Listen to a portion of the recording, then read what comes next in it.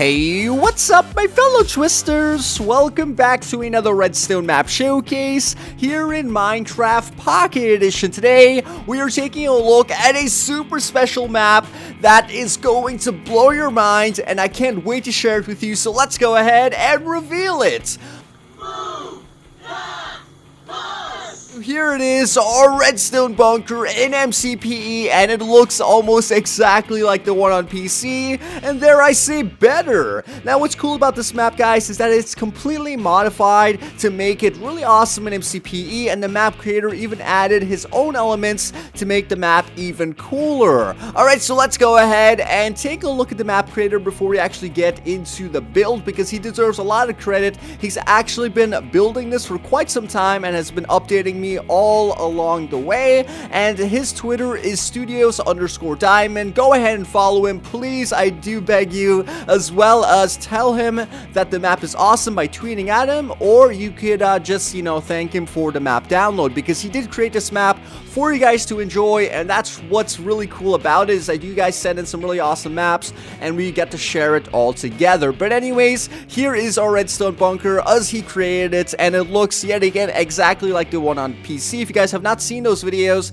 I will link it down below. But basically, we have a lava pit on the outside, and in the area with some lava and some soul sand, an inner wall, as well as a deep lava pit with some dispensers at the bottom. The dispensers are kind of messed up because I kind of messed around with the map before I started recording, but it does work. As well as we have an inner wall made out of like floral decorations, and of course our Redstone Bunker right in the middle that is built with obsidian and covered up with quartz. So it's actually pretty resilient, and I actually have a video of me blowing up my Redstone Bunker on PC. If you guys want to go take a look at that, I shot nukes at it as well as meteorites, and it was just really intense. Alright, so now let's go ahead and check out all of the different features in the property. First things first, we have our doorway, and our doorway is activated using an item hopper system. Basically, you just go ahead and drop down an item right over here on the ground. And actually, don't break anything. You actually need to drop the item onto the ground.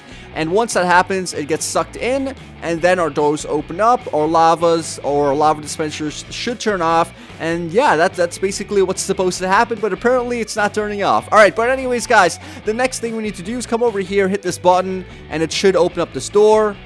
And then once that door's open, we can kind of walk over it. So let's just go ahead and try that again. Boom, there we go. And now we are on the inside. So that's kind of glitchy on the exterior there. But if you guys download the map, I'm pretty sure you could figure out the problems. So right over here, we have ourselves a lever. And when you flick that, the button on the outside no longer works. And that means the door is now locked. Okay, so here we are inside the compound of our Redstone Bunker. As you can see, it looks almost identical to the one on PC. And I really have to congratulate the map creator, because this is just mind-blowing to me how he followed it almost exactly. Now what's cool about this, if you guys don't know, is that the Redstone Bunker itself is 3 blocks thick, and the blocks on the inside and outside are quartz, but the blocks right in the middle are actually made out of obsidian as well as a mixture of redstone. That means that the lighting system is completely built into the bunker, as well as there's obsidian surrounding the top, bottom, and the corners, so if a nuclear explosion does go off, you're completely protected. Now if you guys do notice something,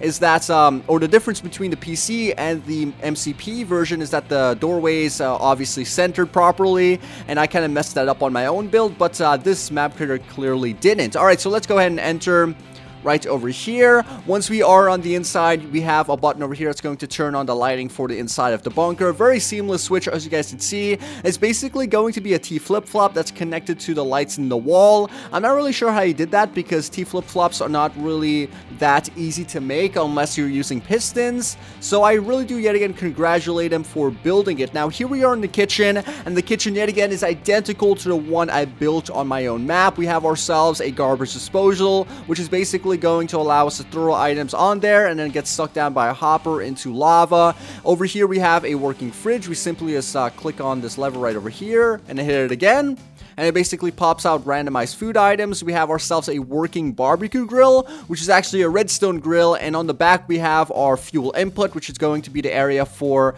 our coal. For some reason I entered obsidian in there, so I kind of messed it up, but basically you could just go ahead and grab yourselves, say, some of our raw pork chops, and then you could drop it onto the grill. Then since our grills are made out of hoppers, it should get sucked down and there's basically an entire stack there, and it will eventually get sucked down into the grill. It will start cooking, and then the output chest is located on the right hand side. So that's basically how it's supposed to work, and hopefully in a couple minutes we will get that output. Now in the back over here you can see a lever, and that lever is going to control the lights for this room that's independent from the other lights in the other rooms. Alright, so here we are now in the bedroom. The bedroom is pretty interesting, yet again identical to my own build, which is really awesome. We have some lighting in the wall, as you guys can see, our bed right over here, and of course we have a secret hatch that's going to take us to the bottom section of our bunker, which is actually a bit more secure. Now let me just go back over here and check out what's in the chest. As you guys can see, we now have an output of our pork chops, just 4 at the moment, but that is pretty much how it works. Alright, so now let's go ahead and enter our underground base. We simply just walk over here, go down the trapdoor, and that is pretty much it. It's of course a bit less complicated than my MCPC version, but there's no pistons in MCPE, so I can't really blame him. Okay, so this is going to be one of the many changes that Diamond Studios added into the map. If you guys could spot all of the changes from the original, tell me in the comment section down below, and I will try to reward you in some way. Alright, so here's the password for this passcode lock input. It is basically 2, 4, 5, and 6, so let's just go ahead and enter that. The door should open up, and one thing I do want to point out is that unlike other maps, you cannot flick all of the levers for it to basically open, so this one actually works. So that's a big plus, because a lot of the maps that people do send in have a system where if you flick all of the levers, the door just opens up anyways. But anyways, here we are now inside the hallway, yet again very similar to the PC map, but we do have ourselves our Vault 111 right over here. Of course, we cannot use pistons since this is MCPC, so you just added in iron doors. We have our bunk beds as well as our lighting behind the paintings and all of the other decorations, yet again similar to MCPC. So right outside of Vault 111, we have an item input chest, which is basically going to allow us to open up the door when we place an item into the chest. As you guys can see, when you place down a single item in there, it only opens up for a second, but if we place down a number of items, it should keep the door open for a bit longer. So let's go ahead and just spam that chest with some items and just kind of walk back, and there you go. There is our door, and we just walked right on through, and that is pretty much it. So now on this side, we have another passcode lock input, which is going to be the lock for the extension of our bunker. Now this one is very similar to the one that we got through last time, so the passcode is going to be 1345. So let's just go ahead and click on that. So that's 1, 3, 4, and 5. That's going to be the last number. Now we can walk on through these double doors. The trap is missing from this version, but we do have a light switch on this side, which is very similar to the last map that I built, and this is going to turn on lighting for the entire floor. So every section of the building that's on this floor, the lights will turn on for.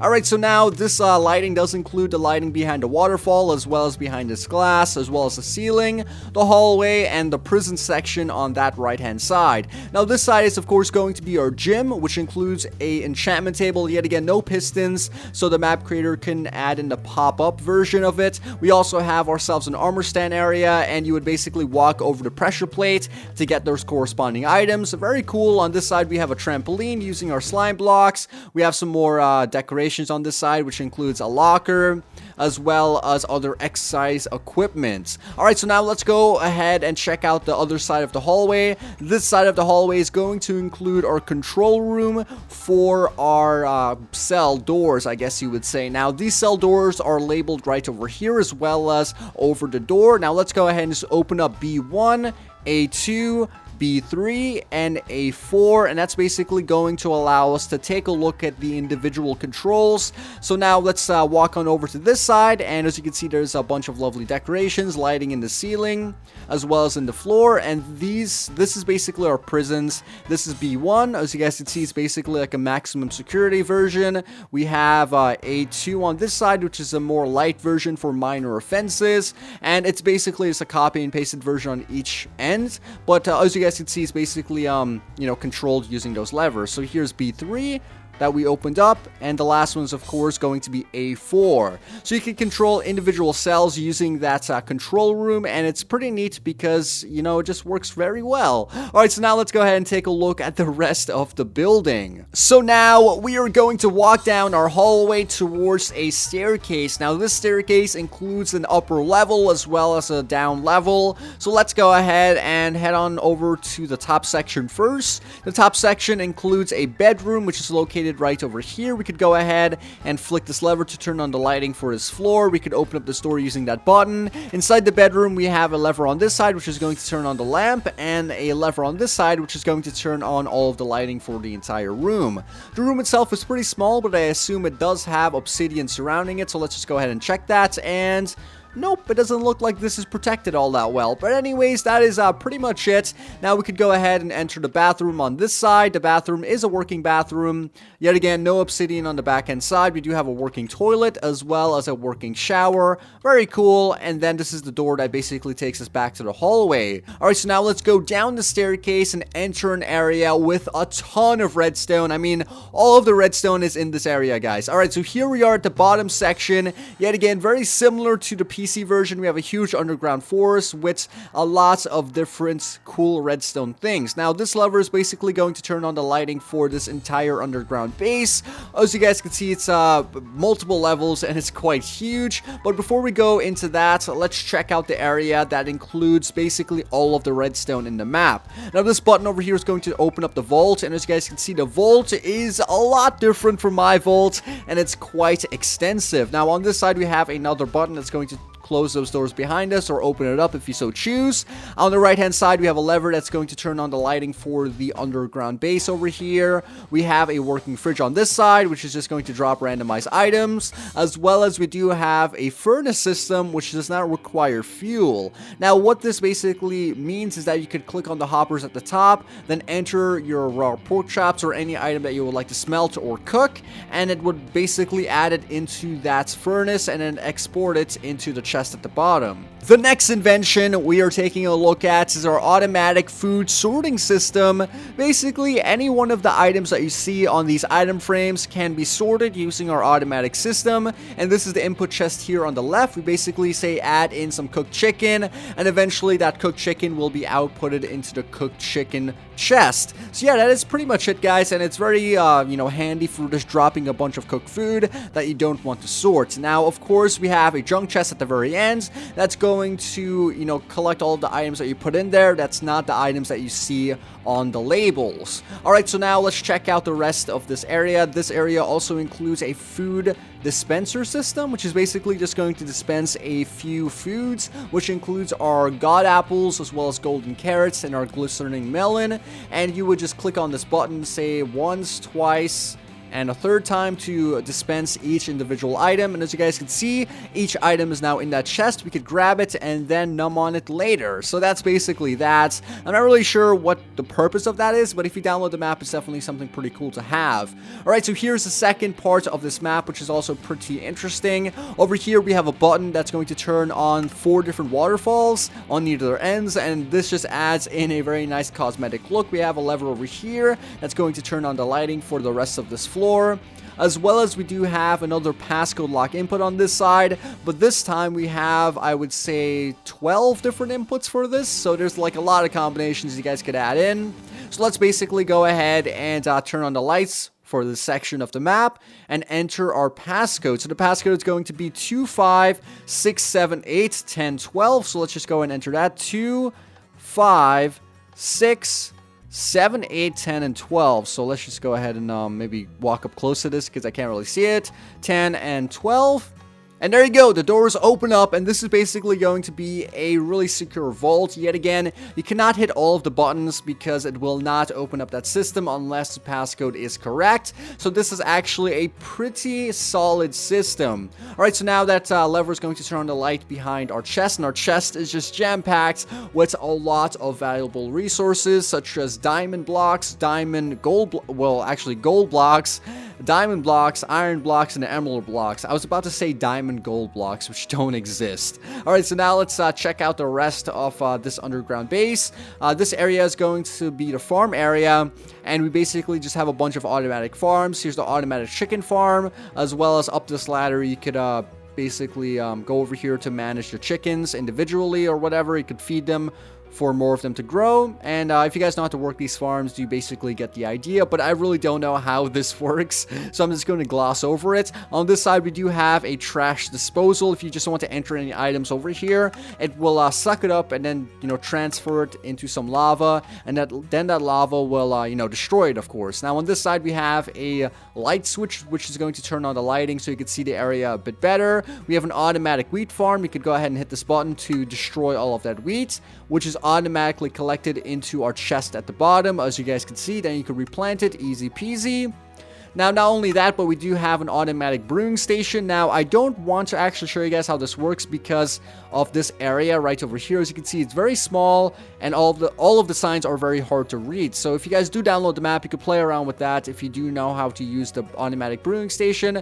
But yeah, we do have one for those of you wondering. So it is time to take a look at the final area in the structure, which is going to be this underground forest slash farm. And yet again, this is very similar to the PC version. As you guys can see, we do have that lever yet again at the top, which is going to turn on all of the lighting for the wall, and it just lights up the area, which is really cool. At the bottom, we do have a small little lake, as well as some trees, and of course a small house. And on all of the balconies, we do have the farms, which is just yet again very similar to the PC version. Now guys, of course this map took a lot of time and effort to build, so let's see if we can go ahead and aim for 1,000 likes on this video, as well as don't forget to go check out Studios_Diamond on Twitter, thank him for the map, and show him some love, guys, because this map was absolutely insane, and by far, maybe, if not, the best MCPE map ever. Not only Redstone, but just in general. This thing is just so cool.